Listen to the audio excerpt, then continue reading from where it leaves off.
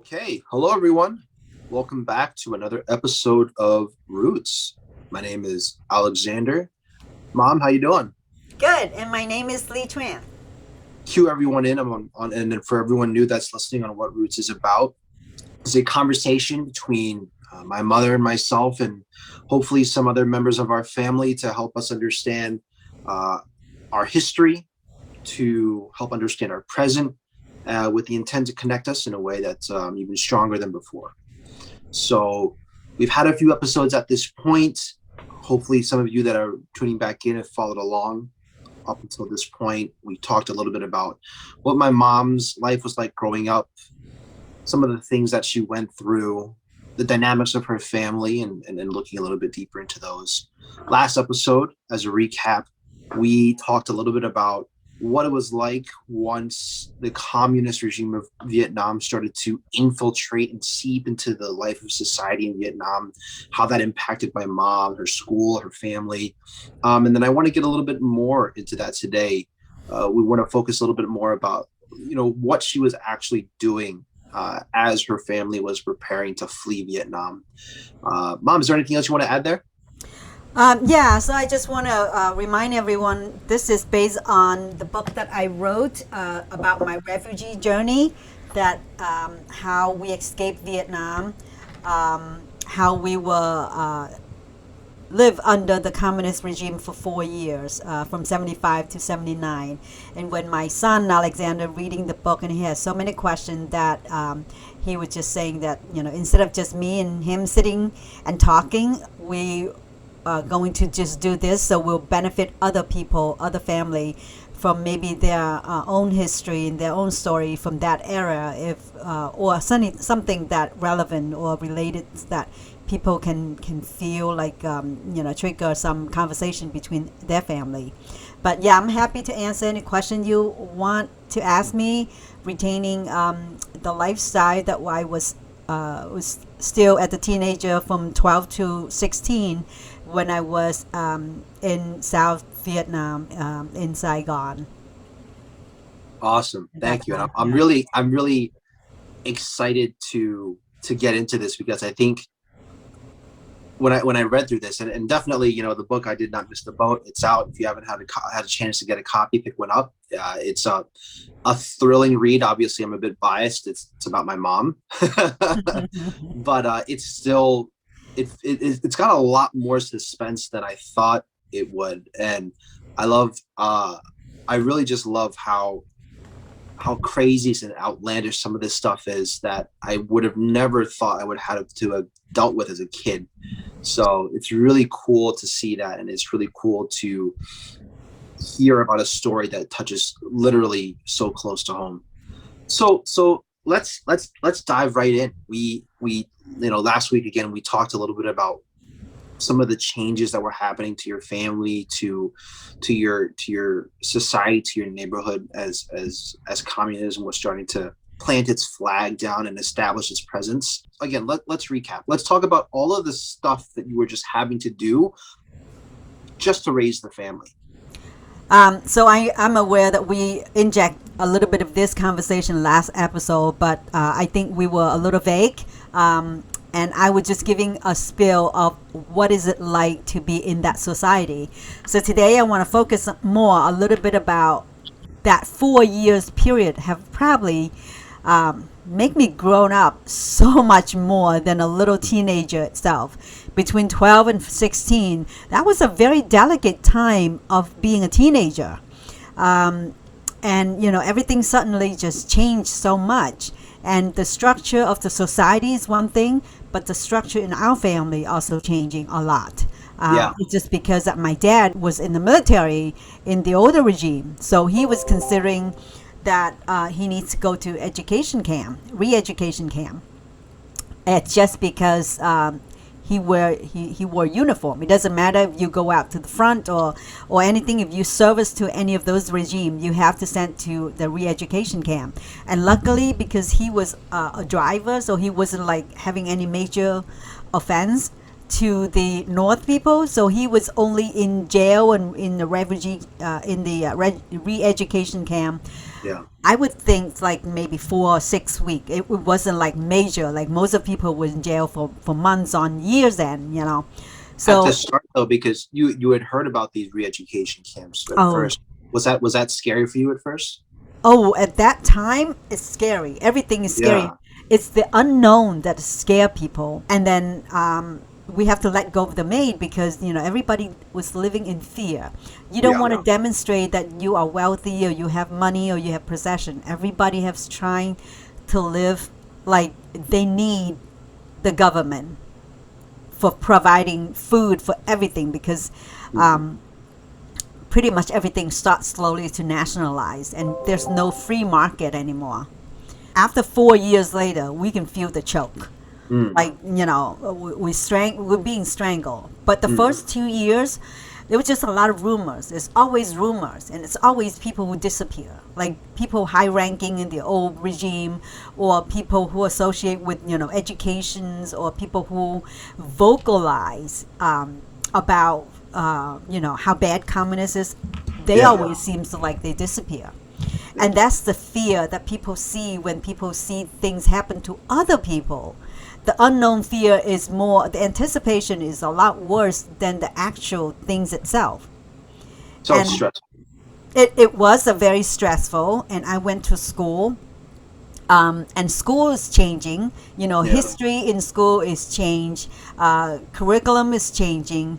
When your dad came back from the educational program, I guess if you want to call it that, did he act differently? Did you see anything different? I get, and the question behind that is, at what point did your family really resolve that leaving Vietnam was like the only choice for them? That was like the best option. It brew out for a few years. First of all, yeah, when my dad come back, you know, we knew that we got to be very careful, vigilance of everything we say, Yeah. everything we do. We can't trust anyone because we don't know who's the secret spy around in the neighborhood. Hmm. And we didn't think about escaping yet until 1977, 78. That's when China and Vietnam start to get conflict, and they start to, and then Cambodia and Vietnam invading Cambodia, and China is trying to, you know, fight with Vietnam at the border up north, and things start to rattle up, you know, things, you know, bigger picture. And in the meanwhile, uh, I have a growing family, like I said. I have to start taking a lot of responsibility because the next younger brother was like almost 6 years younger. So I'm almost like taking my mom's place whenever she's busy or she's doing things. And plus, we close our business, so we just sell remnants of whatever we have left in secret, you know. And it's always like distribute your wealth, not keep it in one place. Some people even dig a wall, a hole in the wall to hide their stuff. People who knows that always, you know, not keeping things where it's obvious. Some people even dig the hole in the back garden and bury the treasure, the golds or whatever. There's Yeah. always things that to there's always preparation that the government could anytime come to your home, confiscate your things, and say that sorry, or thank you for donating your property to the people of, you know, to the people. I was like, who are the people? The people are the government, and they Mhm. want to take anything they could.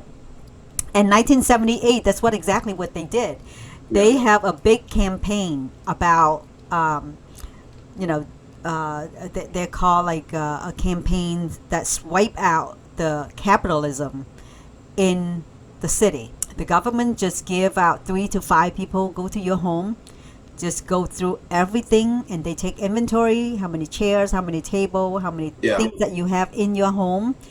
What do you have as your, like, your wealth? You know, what's jewelry, what things you have. You gotta not like a confess, but you have to put it in our inventory to them. And And that that happened a means, couple of times to your household, right? Some people came in and asked some questions, and yeah, they actually came and stayed for a week. and A I have whole week. some a whole week. Wow. And luckily that some of the people they recruit are the college students. Hmm. You know, they don't have enough forces to do that, so they recruit students to come and work for them. So luckily, one or two of the college students who come to work for them, they're very laid back. They're like our people still. So Oh, they, it's local enough that they say, oh yeah, they told us to keep an eye on you guy. So just do whatever you do, but don't let me know anything because I don't want to report anything. So there's a lot of fear, and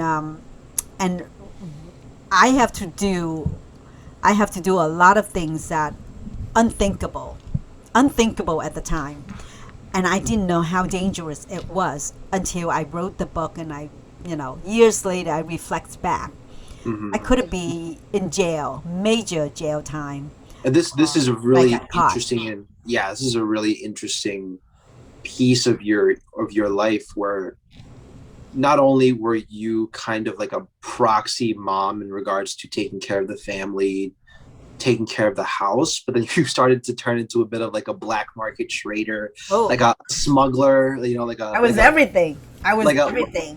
a Han Solo of the But Vietnamese you know underground. what?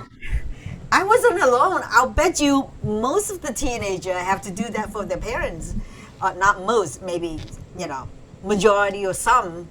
That Yeah, that not everybody is innocent at that time. I mean, yeah, kids become growing up leap and bounds, and I didn't know what I was doing. yeah, Your mom just tell you that okay, you strap a waddle of money in your waist, and don't talk to anybody in between from here to there, and go meet that person and the description of the person, and meet mhm, my friend, and they will take you to that, and then you give them the money, and money was just like paper, literally, because they are threatened. They already changed currency twice. The yeah, only way they do that is if they only give 200 dong every $100,000 of old currency that you trade in, so everyone, every single household have exactly the same amount of money. yeah, And if you have extra, you have to yeah, find a way. Either you toss it, or you have to find a way to give it to the yeah, poor people to exchange it. yeah. Can you tell me about the first? Can you recall the first time this happened when you were asked to do one of these shady things? Can you recall the first time Oh, that the happened? bike.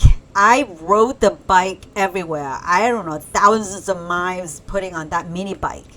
And that's my transportation. That's my Right. leg. I go north, east, west, south, everywhere from where I live, which is like a little sub part of Saigon. It's not inside Saigon, but it's a little outskirt of Saigon where a lot of Chinese people live. Mm, And I would bike everywhere. Every weekend, I would bike to Saigon. It would take me about 40, 45 minutes to bike from my home to Saigon to the black market. And we enjoy that too. My mom used to give me a lot of money so I can buy, shoes. And then you go to the big market, right?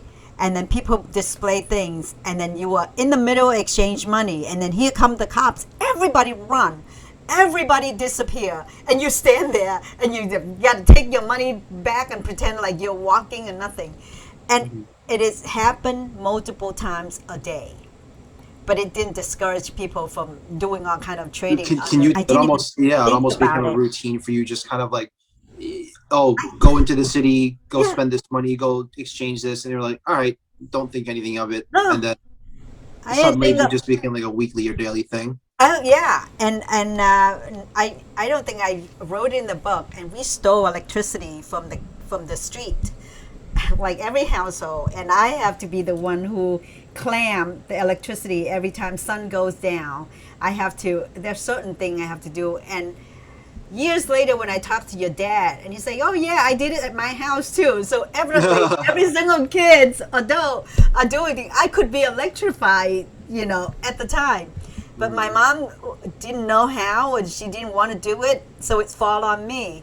And one time, I went to Saigon with my cousin, and I came home late, and the house was dark because it didn't get the electricity that we stole from the street or something. And I got whipped so bad because I came home and my dad was home, and he's like, "Where have you been? Why aren't you doing what you're supposed to do?" And yeah, I remember that. But there's a lot of things that are expected for kids to do that parents over here would never ever imagine, because that would be under the category of abusive or Well, I negligible think at the or start, it's probably, it's pretty wild. I don't think many American families would ask their kids to well, you don't to, have to to. do I mean, over crimes. here, right? Yeah, because over here you don't have to, but over Right. there, that is just it's that just normal because everything is illegal. I mean, if you live under the government's rule, you'll never be able to survive, because it's just impossible. It Yeah. was just impossible.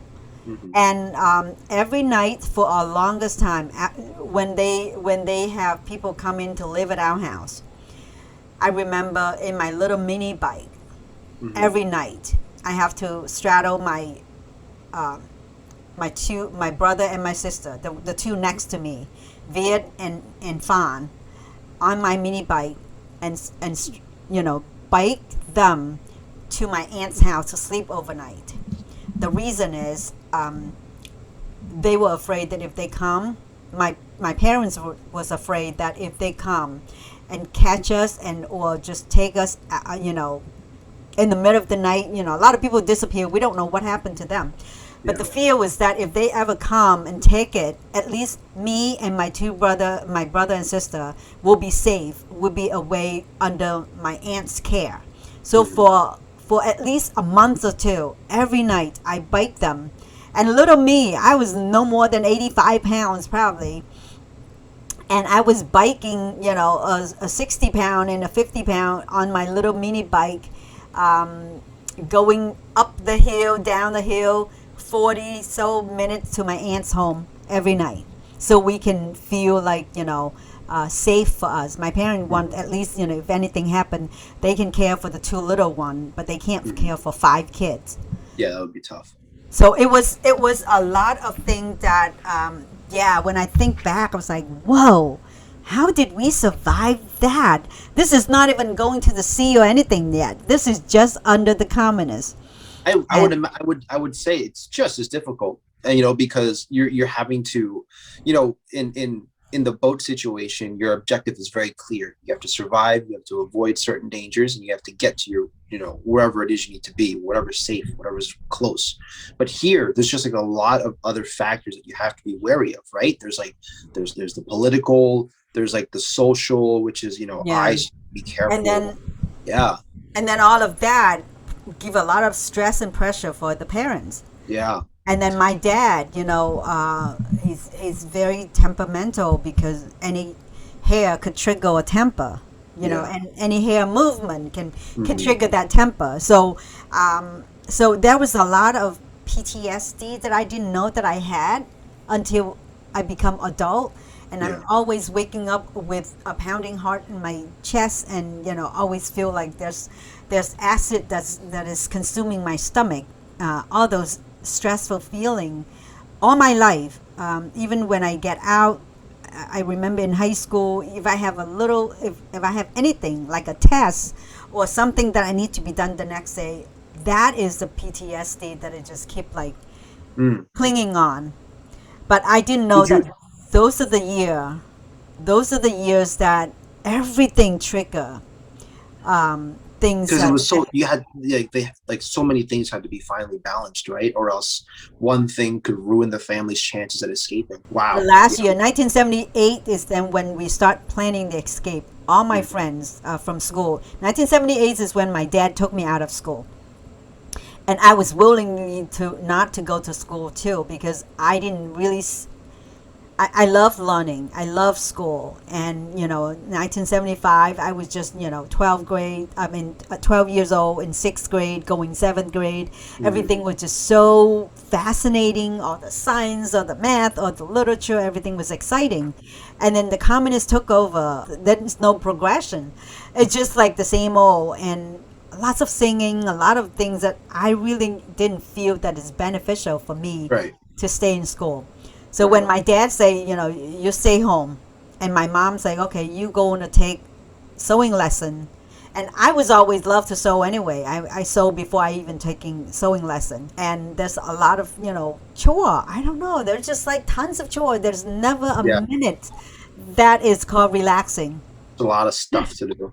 Yeah. Did Well, you ever talk to your parents after the fact where you guys just talked about all the stuff that you had to do and all of the stuff that was on the shadier side with like the running around and like smuggling and like money and stuff? Like, did you guys ever have a conversation about that? no, no, no, Wow. It was no. just kind of like, we expect you to do this. You did it. We made it out. Good Yeah, job, I mean, there's no guys. talking. There's Yeah. no talking between parents and children. That's a sad thing. Most of it is just giving order, and you take order. Did you do this yet? Did you do that yet? So yeah, my family, there was no meeting. There's just You obey. you get together and you hear either order or scold. Mhm. Wow. Huh. That's incredible. And once you got pulled out of school, I gotta imagine that like the things that you were asked to do and the stuff that you ended up doing was starting to further contribute towards the escape of the family, right? Did some of that stuff start to change for you? Yeah, everything is see in Asian mostly. I think everything is working toward the goal of the family. There's no like oh, I need to do this or you need to do this. Everything is for the good of the family. So my dad always do things that benefit his family. So is my mom. So am I. So is my Hmm. brother and sister. And that is just how we were raised. Like you don't put the I, you always put the we as a family. And as much as stress or something, yeah, my dad take out of the kids sometime because that's almost like his outlet. And Mm. it got to me. I'm too. Sometimes I get cranky and I take out my younger brother and sister. Now I never really like physically beat them, but Hmm. I'm sure I do scolding and I do things that my parents did to me. So Yeah. it's just like a way that what you learn is what you teach, I and that's think I bad. think There's a lot of bad stuff. yeah, the most interesting thing about that to me is understanding, and I trying to understand the mentality behind this is for the family, because I think I get that in some ways, but for the most part, the product of my environment was you do this for yourself. And I feel like probably once you started living in the States, did you ever try to take that back for yourself, do stuff for yourself? Because I know you do it now. I Hmm. know like moving to Florida was like a thing that you and dad really wanted. You know, stopping your business, pursuing your careers and like the dreams that you really wanted. Did did that only happen recently, or was there a Uh, time? yeah, I think that's probably 10, 12 years ago that when I'm start seeing that I need to um, live for myself. Yeah. And I don't see it as a selfish anymore because before that, even when I bought the house, the first house, or when I rent an apartment, I always thinking about, how can I accommodate everybody when they come, they can have Yeah. a place to stay. Is I'm always want to be the hub. Like when my dad passed away, I feel that it's my responsibility taking my dad's role and be the place that is the glue for everybody to come home, to feel like this is their home as well. So when I bought the house with your dad, I was like, we need 4 bedroom. We need more, space so my mom can have a room, my brother and sister, everybody can have a place. And we always thinking about whatever we do, uh, the family is always the forefront of Yeah. what we decide Hmm. at the time. Yeah, and then until yeah, I think until much later, there's a lot of things that it paused me, and it make me to think that's probably going to be later on when we talk about it, when my brother and sister grow up. And there's things that they start talking to me the way that I feel like, ooh, I need to give them space. Yeah. I can't be my dad. I can't be my Mhm. mom. I am not in Vietnam anymore. Everything, everybody's grow up, everybody have their own lives. I cannot expect everybody to think like that used to be, that's how my dad and mom expect me to think. Mhm. So it's a lot of things changing before you were born. I mean, I already have practices with my younger brother and sisters. Mhm. And it almost feels like at up until that point, you didn't have the luxury to think that way. It was still very much, how do we make sure that the family's taken care of, and so it almost was like you didn't have a position to put yourself first. Yeah, and this is very common. I don't want to say that extort myself to a place that I'm the greatest. I did this for the Yeah. family. Mhm. This is very, very common in Asian household. The firstborn, or anyone who willing to step up and take the responsibility, the parents love to just let you have it. Yeah. And they would definitely depend on you on everything. Mhm. If you say that, oh, let me worry about it, and most of the people will. I can't speak for all, but in my mind, that I see a lot of kids, sort of like being thrown into the position that they felt like, it's their burden, it's their responsibility, their obligation to do whatever it needs to help out the parents. Mhm. So And you started to, yeah, it's just from talking with you, I see this conditioned into everything that you were doing growing up. I don't know. I like knowing what I know now, and being raised in America, I would freak out. I would be like, you want me to do what? You want me to do this? You want me to go there? Like, no way. No way, I would never do that. But it's such a foreign and yeah, you're different in a world. different Yeah. environment. You're in So different different. society, That's and crazy. I think American is very sort of like, not self-centered, but individualism. Like me, Yeah. what's in it Hmm. for me. But in Asia, I think most of the time, you see that the Asian culture is very much of a nuclear about Yeah. your ancestor, your parents. You do everything for them at all costs, and never ever complain about I did this for you. Yeah.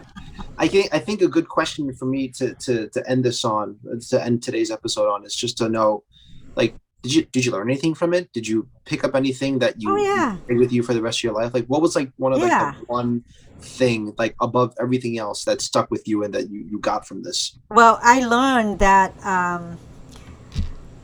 do not expect anything when you do something. Hmm. And expectation usually come on with a lot of resentments.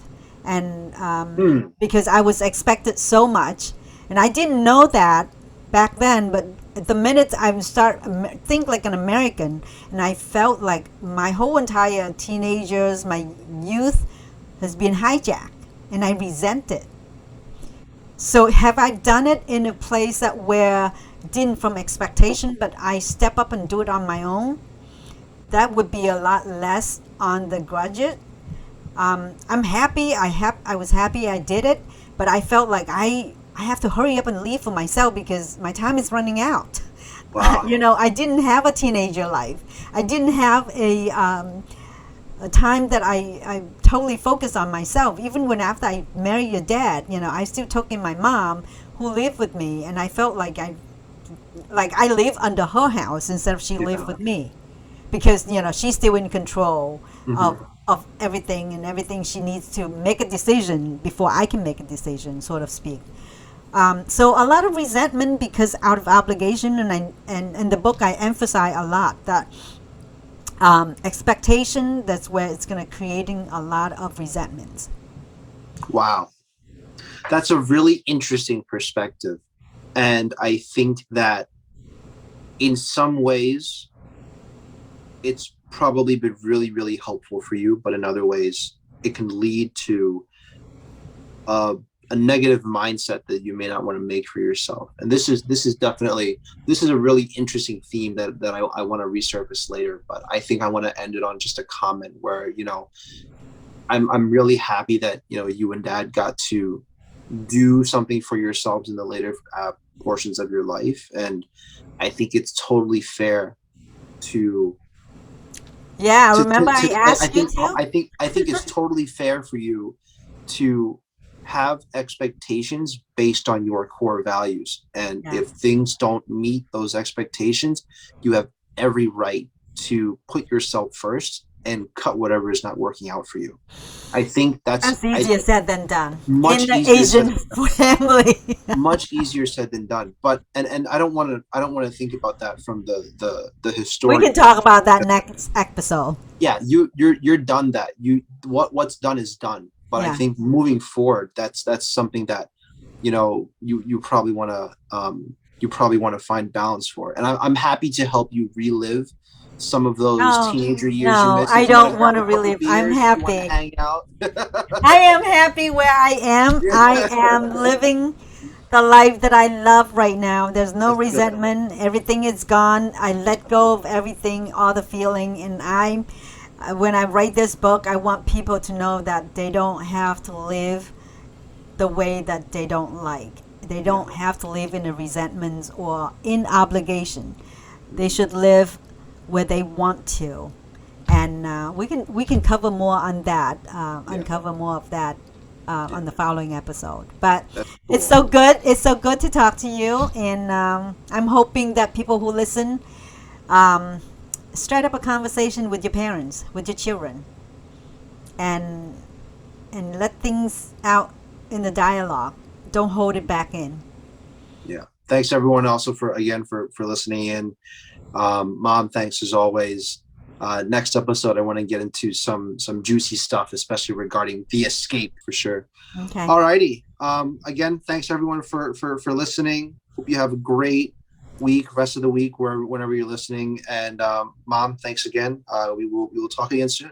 Well, thank you. Yes, and please share the episode if you like it. Share it to your friends and people who are relevant to the story, who hesitate to talk to their children. Alrighty. All right. Take care, everyone. Bye. Goodbye.